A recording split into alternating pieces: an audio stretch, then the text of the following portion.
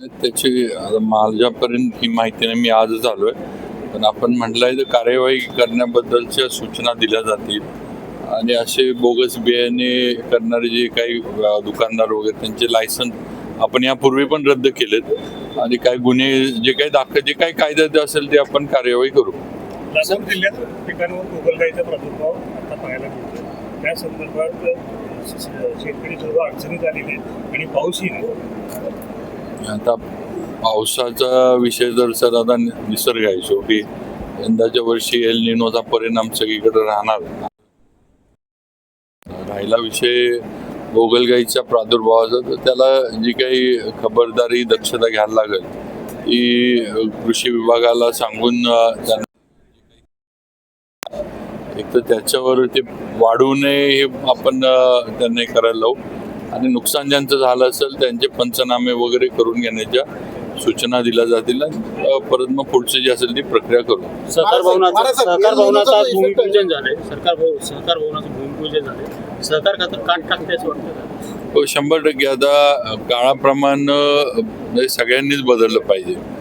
सहकार पण काळाप्रमाणे बदलला पाहिजे आणि त्यातलं जे काही की एका ठिकाणी त्याचा उल्लेख सन्मान्य सहकार मंत्री बाबासाहेब पाटलांनी केला की सगळे 11 ऑफिसेस एका ठिकाणी यावेत. एकाच ठिकाणी प्रत्येक जो कोणी सहकारामध्ये काम करणारा ठेवीदार सभासद जे काय असेल त्याला एकाच ठिकाणी ती ही मिळावी, सुविधा मिळावी हा प्रयत्न आहे. आणि नक्की एक चांगली राज्यामधली योजना आहे. म्हणजे लातूरमध्ये जरी आपण आज असलो तरी सन्मान्य बाबासाहेब पाटलांनी आणि युती सरकारनं राज्यात ही योजना राबवलेली आहे. महाराज साहेब, पाऊस लांबलेला आहे, एल निनोचा इफेक्ट तुम्ही सांगताय आणि तशीच परिस्थिती आहे. पाऊस कमी झाला की लातूरकरांना पाण्याची चिंता भेडसावते. म्हणजे 2016ला जशी परिस्थिती आली तशीच परिस्थिती पुढच्या वर्षी येण्याची शक्यता आहे का? जर तसं असेल तर पाण्याच्या नियोजनाबाबत, पिण्याच्या पाण्याच्या नियोजनाबाबत काही वेगळी उपाययोजना आतापासून प्लॅनिंग सुरू आहे का? आता पाणी सध्या तरी आपण म्हणजे पाण्याची समस्या लातूरला पहिल्यापासूनच आहे. म्हणजे आता हा म्हणजे कमी पाऊस झाला तर ती अजून वाढती असं म्हटलं पाहिजे. त्याच्यावर आपण आता धरणातला वगैरे जो पाणी साठा आहे तो जपून वापरणं, पिण्यासाठी पाणी साठा आहे तो पूर्णपणे राखून ठेवणं. आता थोडंफार मुंबई, ठाणे, कोकण, पश्चिम महाराष्ट्र इकडं या मधल्या 4-5 दिवसामध्ये मोठा पाऊस झाला आपण बघितलं. पण अपेक्षा आहे किंवा तसंच एखाद दुसरा मोठा पाऊस इकडं जरी झाला तरी थोडी जी अडचण आपल्याला पुढे दिसते ती कुठेतरी थोडी दूर तरी होईल किंवा एक दिलासा तरी मिळेल. पण समजा नाही झाला तर ज्या काही उपाययोजना पाणी पुरवठ्यासाठी करायला लागतील ते शासनाकडनं केल्या जातील आणि शासनाचं पूर्ण लक्ष त्याच्यावर आहे किंवा पाण्याचा अपव्यय होऊ नये, पाणी नीटनेटकं वापरलं जावं आणि पुरवून वापरण्याचा प्रयत्न आहे. उजनीच्या पाण्याचा विचार होऊ शकतो का? हा, आता शेवटी तांत्रिक गोष्टी ज्या काही असतील, आता अनेक वर्षाची ही मागणी आहे की उजनीचं पाणी लातूरला पिण्यासाठी वगैरे मिळावं.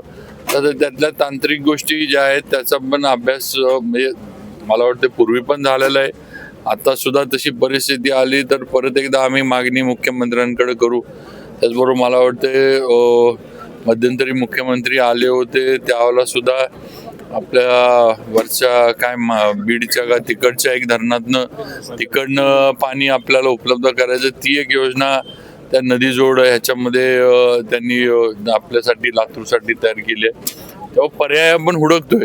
जे पर्याय व्यावहारिक आणि जलद गतीनं होतील ते पर्याय आपण शासनाच्या माध्यमातून राबवायला. तुम्ही स्वतः आणि मुख्यमंत्र्यांनी पाहणी केलेल्या भागात पीक विमा मिळाला नाही, तिथले शेतकरी आताही परेशान आहे. नाही, आता काही ठिकाणी काय म्हणतात ते पीक कापणीचे जे काही प्रयोग झाले त्यामुळे काही अडचणी झाल्यात. त्याबद्दल आम्ही म्हणजे शासनाशी पण हे करू, जिल्हाधिकारी वगैरे यांना पण करून विमा कसा मिळेल प्रयत्न.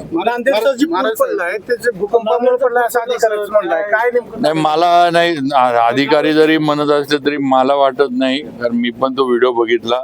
भूकंप झाला मान्य आहे. मी अधिकाऱ्यांना आणि अगदी गडकरी साहेबांच्या ऑफिसला पण तो व्हिडिओ मी पाठवला. कारण भूकंप झाला तर इतर ठिकाणी पडझड झाली पाहिजे ना, नुसतं पूलच कसा पडेल हा सगळ्यात महत्वाचा विषय. नाही, काय जे असेल ते बघा, आम्ही काम नीट नाही झालं ते मान्यच करतोय. त्यामुळं 100% अधिकारी जे जबाबदार असतील त्यांच्यावर पण कार्यवाही होईल आणि कॉन्ट्रॅक्टरवर पण होईल. पण नक्कीच भूकंपामुळं एकच पूल कसा पडेल हा विषय ना, 4-2 घरं तरी पडली पाहिजे त्याच्याबरोबर असं आहे. त्यामुळे हे थोडं लपवा लपवूया हे आम्हाला पण मान्य आहे. थँक्यू.